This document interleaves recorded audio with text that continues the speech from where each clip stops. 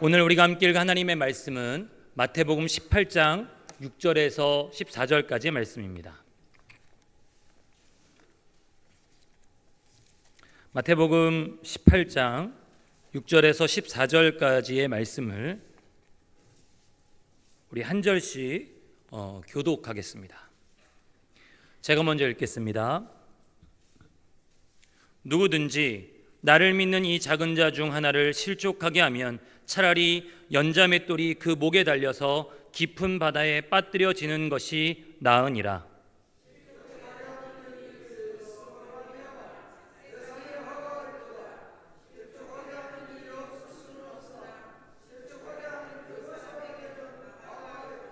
만일 내 손이나 내 발이 너를 범죄하게 하거든 찍어 내버리라. 장애인이나 다리 저는 자로 영생에 들어가는 것이 두 손과 두 발을 가지고 영원한 물에 던져지는 것보다 나으니라.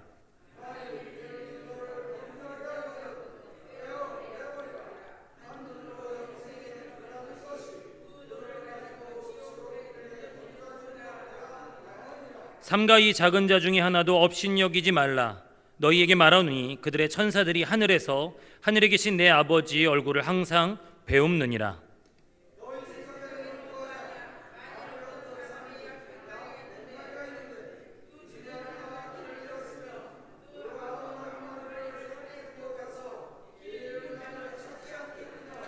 진실로 너희에게 이르노니 만일 찾으면 길을 잃지 아니한 99마리보다 이것을 더 기뻐하리라. 이와 같이 이 작은 자 중에 하나라도 잃는 것은 하늘에 계신 너희 아버지의 뜻이 아니니라. 아멘.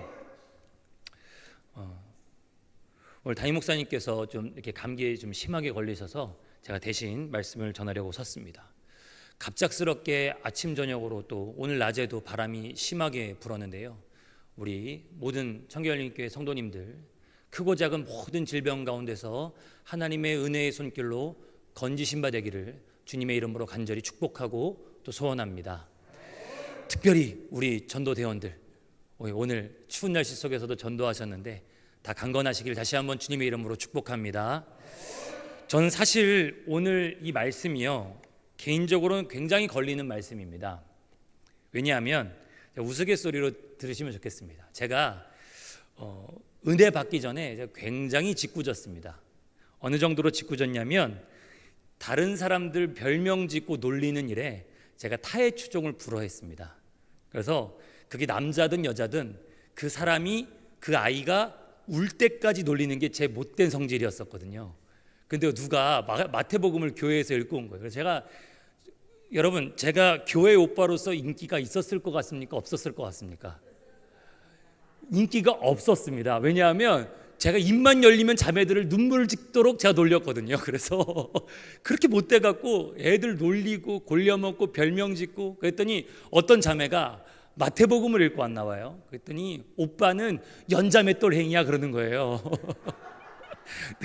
그때는 제가 성경을 안 읽을 때라 몰랐는데 나중에 성경을 읽고 나서 보니까 누구를 놀릴 때마다 그 자매가 저한테 했던 오빠는 연자맷돌 행이야라는 그 말이 계속 귓가에 맴돌아서 늘 그다음부터 사람을 놀리는 일에 좀 덜 놀리게 되었습니다. 지금은 안 그렇습니다. 네. 지금 우리 청년들 그랬다간 청년들 다 떠나기 때문에 제가 절대 지금은 그렇지 않습니다. 또 물어봐야 알겠죠. 네. 오늘 본문의 말씀은 18장 초반에 제자들이 누가 크냐고 서로 논쟁한 다음에 이어지는 말씀입니다. 그들은 아시다시피 예수의 십자가의 길을 전혀 이해하지 못했죠. 그리고 곧 높은 자리에 오르시는 예수, 곧 왕이 되실 예수 옆에 누가 앉느냐에만 혈안이 되어 있었던 것입니다. 예수님께서 꿈꾸시는 천국, 예수께서 십자가에서 이루실 하나님 나라와는 정반대의 생각, 정반대의 가치관을 가지고 살아가고 있었던 셈이죠. 그래서 예수께서는 이미 우리가 읽진 않았지만 18장 초반부에 너희가 어린아이와 같이 되지 아니하면 결단코 천국에 들어가지 못할 것이다 라고 말씀하십니다. 근데 여러분 우리가 잘 아시는 구절들 가운데 천국에 들어가야 되는 조건에 대해서 말씀하시는 또 다른 복음서의 또 다른 이야기가 있습니다. 생각나시는 거 뭐 있으십니까? 다들 생각나는 거 있으실 텐데, 그 중에 대표적인 게 바로 니고데모와의 대화이죠. 니고데모와의 대화에서 이렇게 말씀하십니다. 하나님 나라에 들어가려는 조건에 대해서 우리 요한복음 3장 3절의 말씀을 좀 같이 보시겠습니다. 요한복음 3장 3절의 말씀입니다.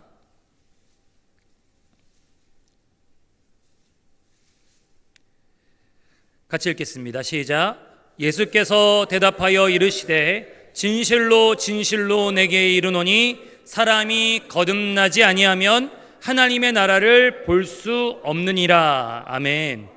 근데 이 거듭난다라는 의미를 좀 더 이 니고데모가 모르니까 자세히 풀어주시는데 5절입니다. 5절도 함께 읽겠습니다. 시작. 예수께서 대답하시되 진실로 진실로 내게 이르노니 사람이 물과 성령으로 나지 아니하면 하나님의 나라에 들어갈 수 없느니라. 아멘. 그러니까 다시 태어나는 것, 물과 성령으로 거듭나는 것이 곧 하나님 나라를 보고 하나님 나라에 들어갈 조건이 됩니다. 그럼 이 말인 즉 예수께서 마태복음 18장의 말씀하고 연결해서 보면 어린아이와 같이 되는 것이 곧 천국에 들어갈 조건이라 하셨는데, 그 말은 우리가 물과 성령으로 거듭나는 것이 어린아이와 같이 된다는 것을 의미한다고 볼 수 있겠죠. 우리가 물과 성령으로 거듭나는 건 우리가 어린아이와 같이 되는 길인 줄 믿습니다. 그렇다면 여러분, 다시 태어나는 것, 물과 성령으로 거듭난다는 것의 의미가 뭘까요?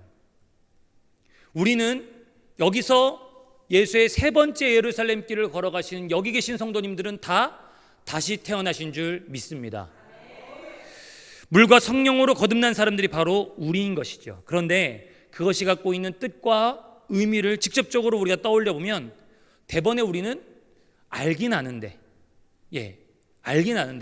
머뭇거릴 수밖에 없습니다. 여러분, 물과 성령으로 거듭났다는 말에서 물은 무엇입니까? 물은 우리가 아시는 바처럼 세례를 의미합니다. 세례받고 성령으로 거듭나야 하나님 나라에 들어갈 수 있다라는 말이죠. 여러분, 지난 주보에 실린 신앙 칼럼의 글을 읽으셨습니까? 사순절이 무엇을 위한 시간이라고 기록되어 있냐면 세례받을 자가 세례를 받고 다시 태어났음을 증명하기 위해 준비하던 시간이 바로 초대교회 때 사순절의 시간을 그렇게 보냈다라고 하는 것이죠. 뿐만 아니라 온 교회 공동체가 여러분 마치 한 엄마가 아이를 낳는 해산의 수고를 감당하기 위해서 옆에서 애써주는 이 산파들과 같이 기도하고 같이 준비하며 그 세례 대상자가 온전히 예수 그리스도 안에서 다시 태어나도록 마음을 같이 하는 교회 공동체 전체의 시간이 바로 사순절의 시간이라고 그렇게 기록되어 있는 것이죠. 올해 사순절에 한 학생이 세례를 받게 됩니다.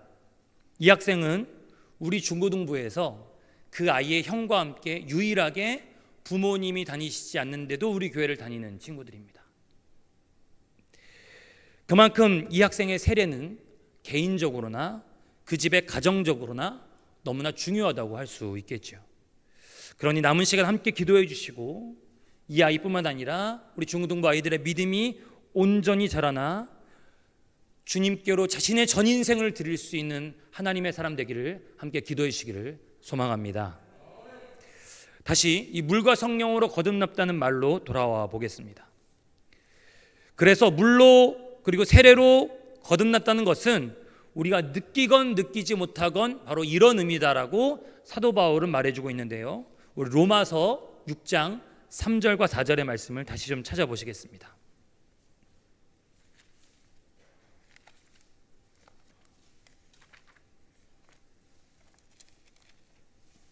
로마서 6장 3절 4절의 말씀입니다.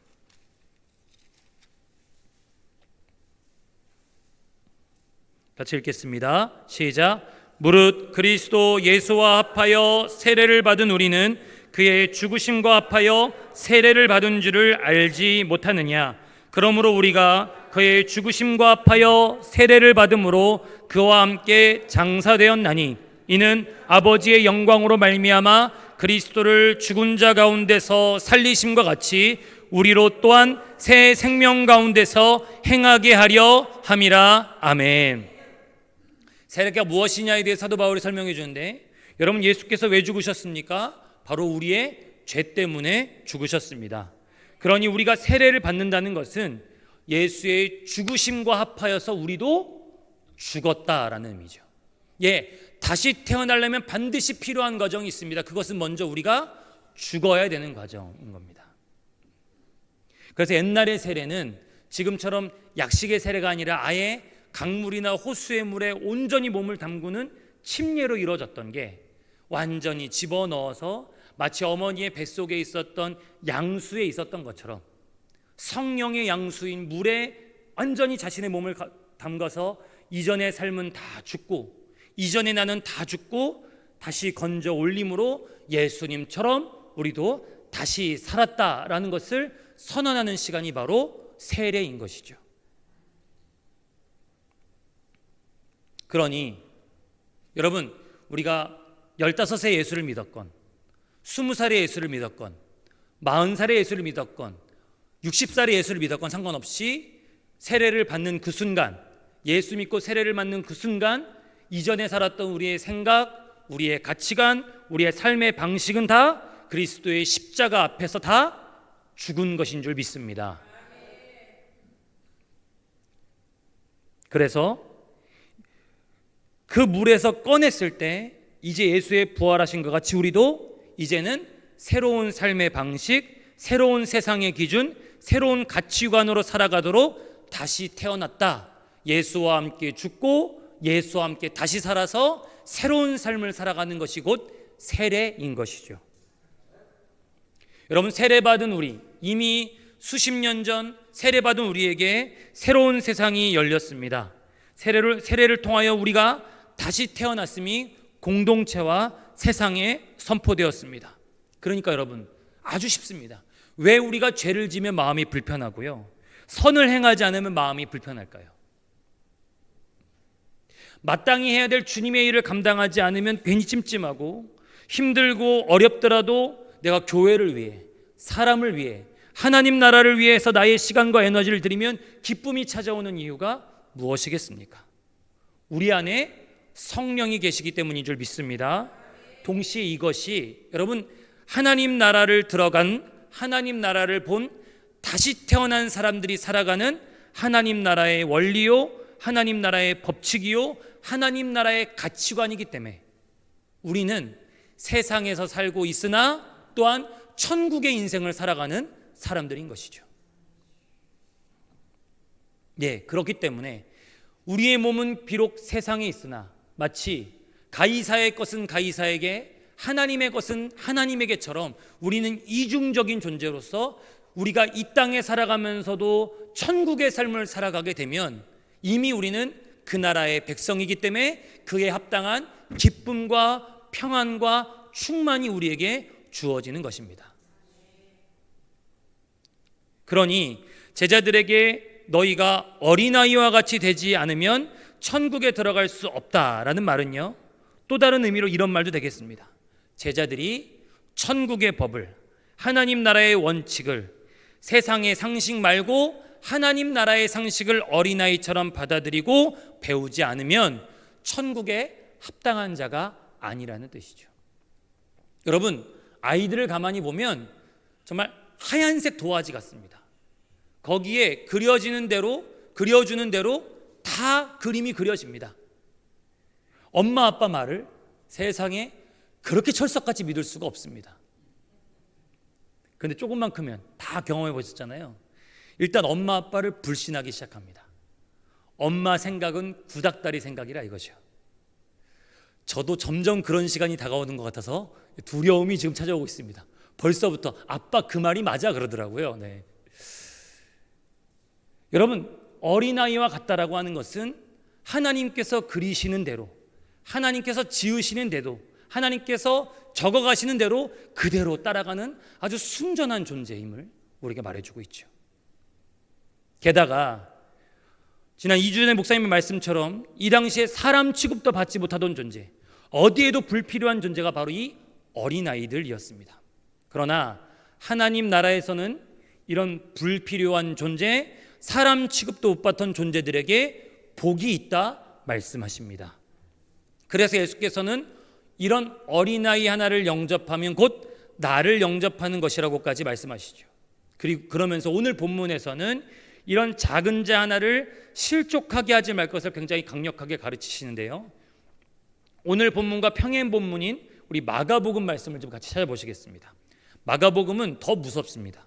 마가복음 9장 42절에서 48절까지의 말씀입니다. 마가복음 9장 42절에서 48절까지의 말씀,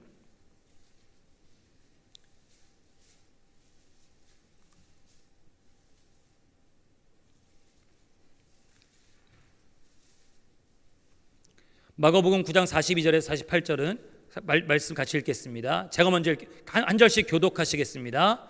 또 누구든지 나를 믿는 이 작은 자들 중 하나라도 실족하게 하면 차라리 연자맷돌이 그 목에 매어 바다에 던져지는 것이 나으리라.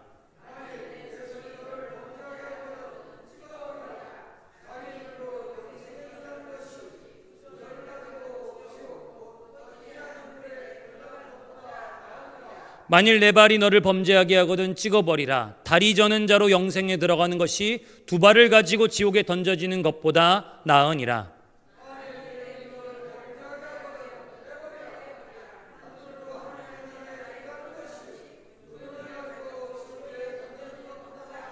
함께합니다. 거기에서는 구더기도 죽지 않고 불도 꺼지지 아니하느니라. 아멘.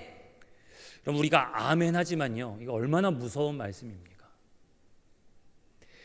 마가복음은 더 자세히 교회 공동체 안에서 작은 자들을 실족하게 만들기 전에 차라리 이렇게 하라고 합니다. 손이 범죄하면 손을 찍어버려라. 발이 범죄하면 발 하나를 포기해라.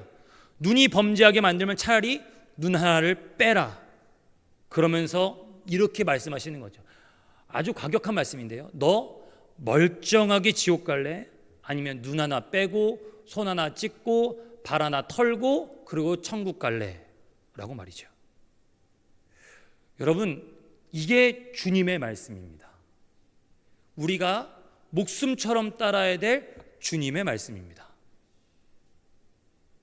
우리는 이런 말씀 대할 때 이런 거는 이런 의미일 거야 라고 얼마든지 뒤로 물러서서 해석하면서 자꾸 말씀의 의미를 이렇게 조금 멀리 하지만요, 이 말씀은 주님의 말씀입니다.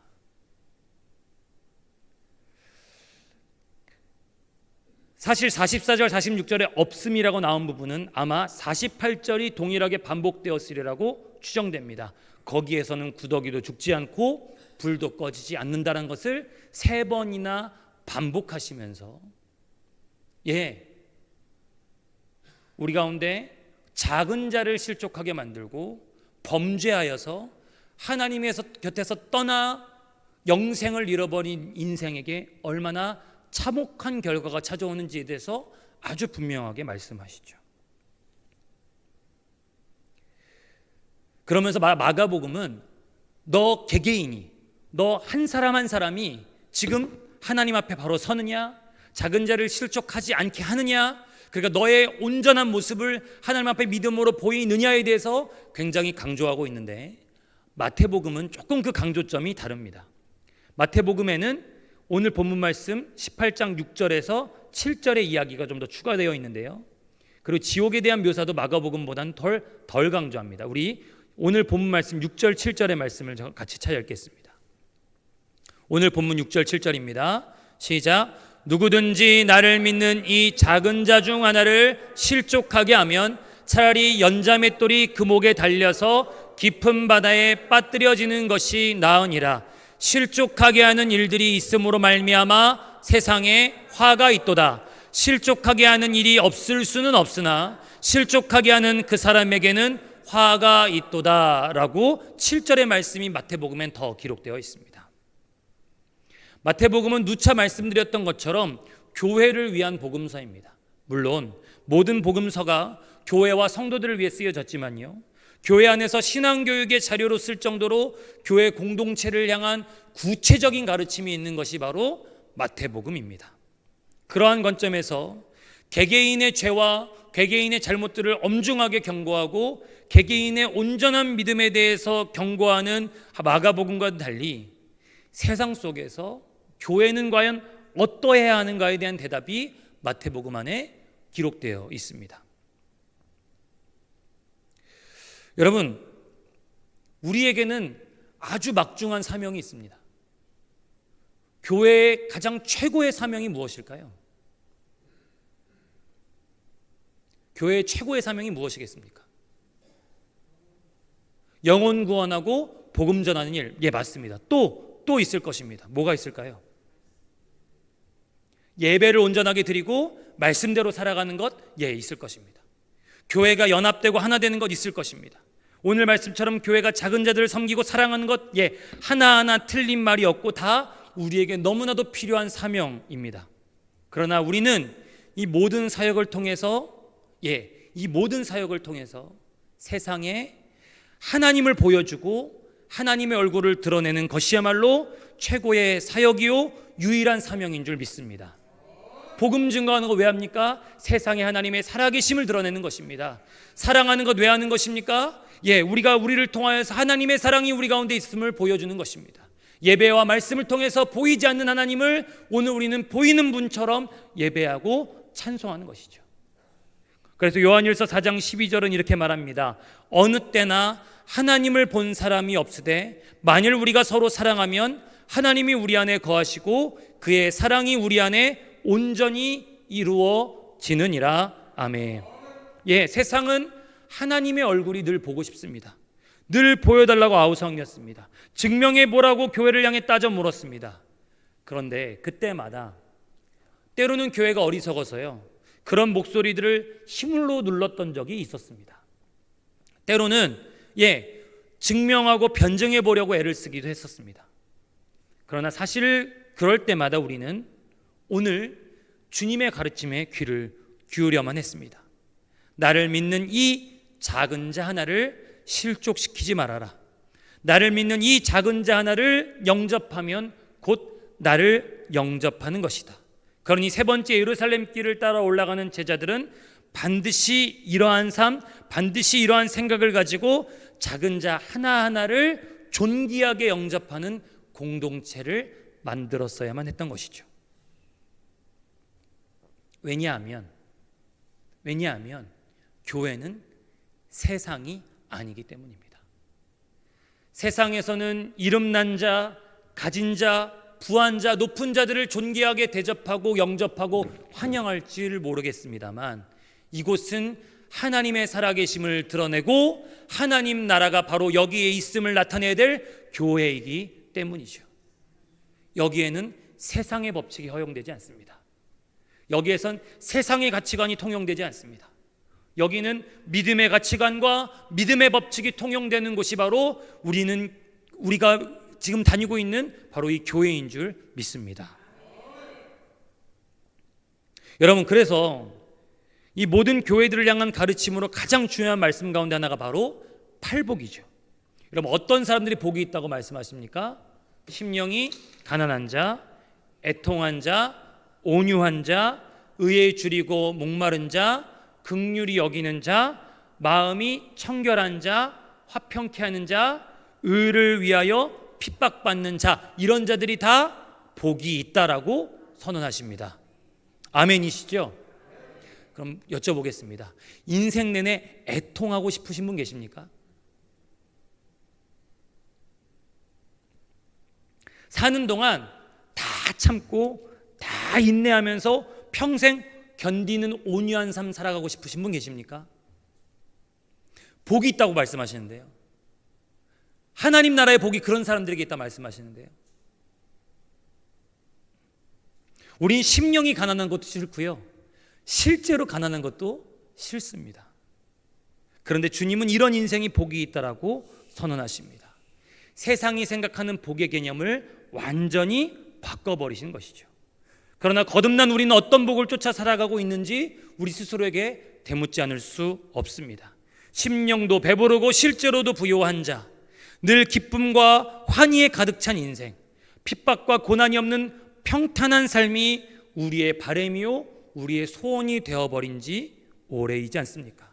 그러나 거듭난 자로서 하나님 없이 우리가 이런 복을 추구하고 산다면 우리는 이런 복을 얻어내려고 누군가를 실족시켜 버리거나 아니면 우리가 넘어질 수밖에 없을 것입니다.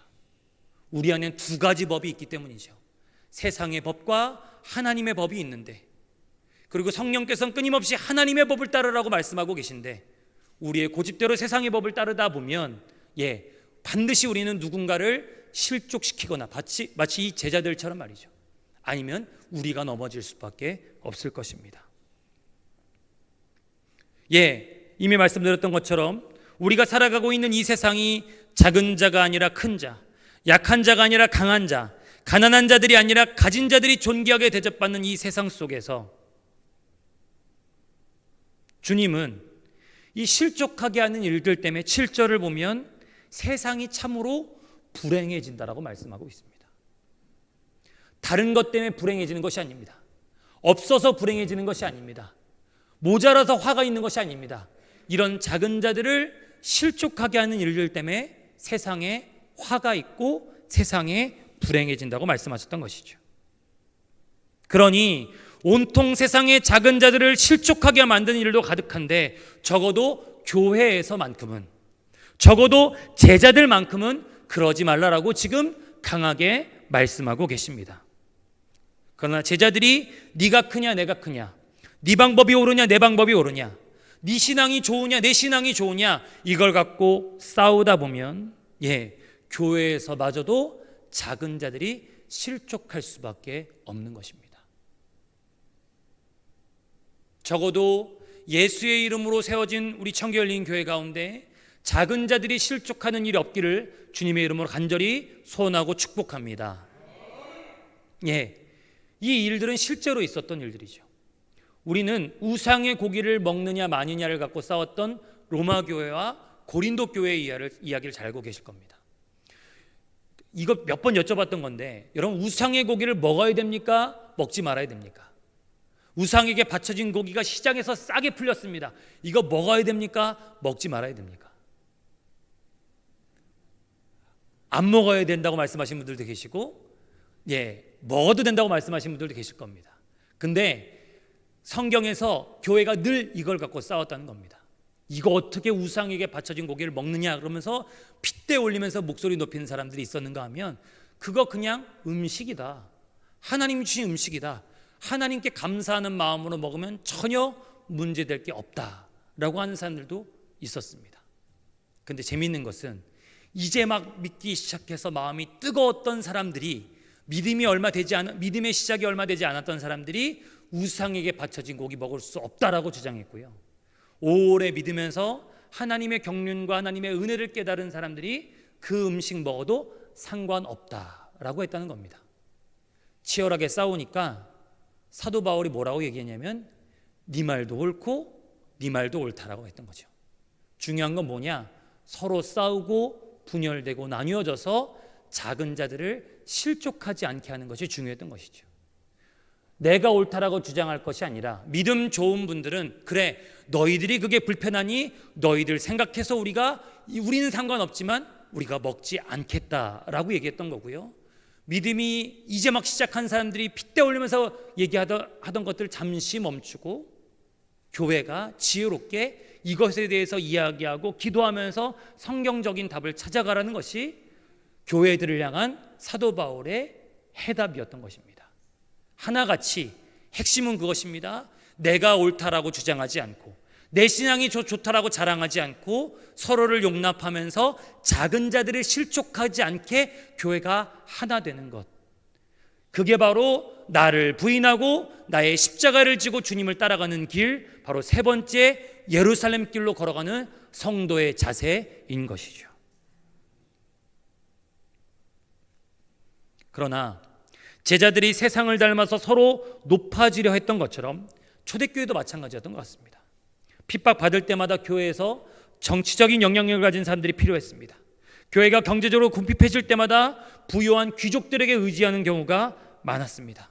교회 안에 이렇게 귀족들이 들어오면서 여전히 교회 안에서 양반 상놈의 신분을 그대로 적용시키는 일들이 있었습니다. 그리스도 예수 안에서 남자와 여자와 양반과 상놈이 다 차별이 없어졌는데도 말이죠.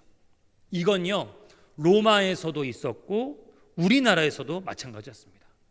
그래서 실제로 이름을 밝힐 수 없는 서울의 어떤 교회는 그 시작이 교회 안에 들어온 상놈들 보기 싫다고 양반들끼리 따로 차려서 나간 교회도 실제로 있습니다. 이름을 밝혀드릴 수는 없습니다. 어떤 교회인지. 이해가 안 가는 건 아니죠. 우리가 충분히 당시의 사회적인 법과 제도, 통념들을 넘어서기란 여건 어려운 일이 아니었던 것은 분명합니다. 예, 이해합니다. 그런 태도와 그런 모습들, 그래서 작은 자들이 실족하게 만드는 일들이 교회 안에 있었던 것을 우리는 이해합니다. 그러나 여러분, 이 땅의 교회가 언제 세상에 하나님의 얼굴을 드러냈습니까? 백정을 가르쳐서 의사를 만들고요, 말몰이꾼을 그 집안 양반이 섬겨서 장로로 만들고 목사로 만들었을 때 세상은 하나님의 얼굴을 교회를 통해서 볼 수 있었습니다. 예, 조선에 있는 수많은 백성들이 야소교가 뭘 얘기하냐, 저 서양 귀신이 뭘 말하냐 말했을 때, 예, 가난한 백정, 상놈들을 다 가르쳐 하나님의 사람으로 만들고 그들이 세상을 향하여서 주님의 나라를 위하여서 거룩한 교회를 향하여서 일하게 됐을 때, 조선의 이 어두운 땅은 야소교의 말씀을 깊이 이해할 수 있었던 것이죠. 그 작은 자들이 실족하지 않는 교회, 그 작은 자들이 하나님 앞에서 온전해진 교회, 그 작은 자 하나를 찾으려고 병 안에 선교사들이 흩어져서 복음을 전하고 자신의 젊음을 바치고 나의 인생을 1000번을 조선을 위해서 주어도 난 아깝지 않다라고 그렇게 고백했을 바로 그때에 교회를 통해서 세상은 하나님의 얼굴을 보고 진정한 제자들이 바로 교회 안에서 나올 수 있었던 것입니다. 하나같이 다시 태어나는 것이 무엇인지, 하나님 나라에 들어간 자로 살아가는 것이 무엇인지, 그래서 자기를 부인하고 자기 십자가를 지고 예수를 따라가는 삶을 실제로 살아내고 눈으로 보여줬을 때 교회는 승리했고 세상은 교회의 권세 앞에 엎드릴 수밖에 없었던 것이죠. 우리에게 필요한 모습이 바로 이 모습인 줄 믿습니다. 강하다고 목소리 되는 것이 아니라, 강하다고 우리를 드러내는 것이 아니라, 겸손히 우리 한 사람 한 사람이 나를 부인하고 나의 십자가를 지고 예수를 따라가게 될 때 우리의 삶 속에서 작은 자들이 생명을 얻게 될 줄 믿습니다. 우리의 공동체를 통해서 작은 자들이 실족하지 않게 될 줄 믿습니다. 한 마리 어린 양을 찾기 위해서 우리는 예수의 마음이 되어 쫓아가고 따라가고 기다리는 삶을 살아가게 될 줄 믿습니다. 그렇게 될 때, 예, 우리 청계열린 교회를 향한 하나님의 꿈이 이루어져. 적어도 세상의 논리가 통하지 않고, 세상의 법칙이 통하지 않고, 세상의 가치관이 통용되지 않는 하나님 나라의 법칙, 믿음의 원리, 말씀의 상식이 통용되는 공동체요 삶이 바로 우리 수요 세인 예배의 모든 예배자들의 삶이 되시기를 주님의 이름으로 축복합니다.